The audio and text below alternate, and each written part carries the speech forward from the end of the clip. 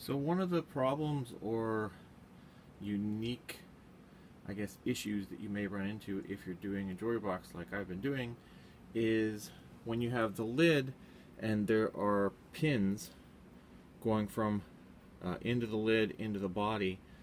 The box may or may not spin, the lid may or may not spin correctly, meaning nice and flat. It may bind at a certain spot and then spin and then come back and bind. Part of the reason for that is not being able to cut the top and bottom perfectly square. But the other problem that is possible is when you are drilling in the holes, they have to be exactly perpendicular to the plane of the box lid and body. It doesn't matter if the drill press is perpendicular to the table, or in this case the piece of 2x4 and the cross slide vise, but if the top of the lid or the body is not exactly level, in which case here we can see it is in that direction, and if I get the camera in the right spot somewhere, we can see it's level in that direction.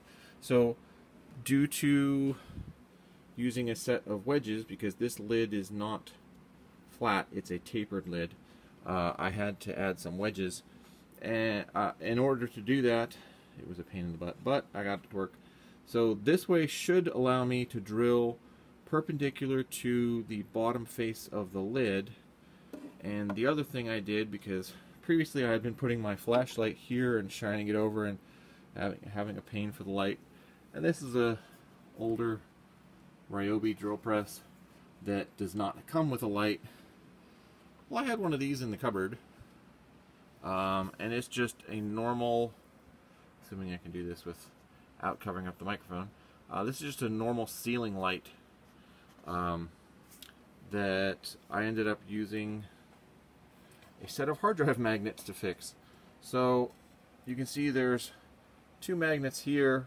They help keep it spun and angled correctly, because this will spin very easily on this base. Then I have a bolt from out of there in through a washer, and then a nut, and then in through the plate of a hard drive magnet similar to these. Let's see if I can get them. Oh, they are very strong, not coming off. If anyone has ever had a hard drive, you know that the piece that holds the heads comes with two magnets. These are some of the really strong kind. And I just have it through the metal, and then a nut on the outside, and then the magnet is just stuck to the metal of the drill press. And it actually holds it very securely enough. I can move it, but that's good. I want to be able to move it. I don't want to have it just stuck there forever. But this lets me have a light on this side of the drill press, and allows me to put it right down here so that there's no shadows and I can actually drill and see when the cross slide vise is lined up.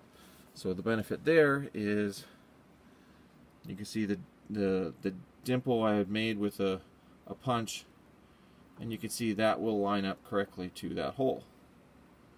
So I'm hoping that with this setup I will be able to not have a lid that binds for this jewelry box. We shall see. But anyway, so this is just a combination of, this is what you need to do to get the holes perpendicular to the lid. You need to have proper bracing and ramps and or wedges, and also fun things you can do with hard drive magnets. They are extremely useful. And the other thing is, if you take the magnets out, nobody's going to get your data, and you gain magnets out of it. And you can then also take the discs or the actual heads and stuff out, and the platters and all that stuff, and mix them up, and nobody's going to get your data. So anytime you have dead hard drives, I highly recommend taking the magnets out, because as you can see here, there's 3 of them that are turning out to be super useful. So anyway, that's this video. And of course, when you're using an iPad, because it does multi-touch, if you have anything that's touching the screen, you can't hit the stop button. Let's try that again.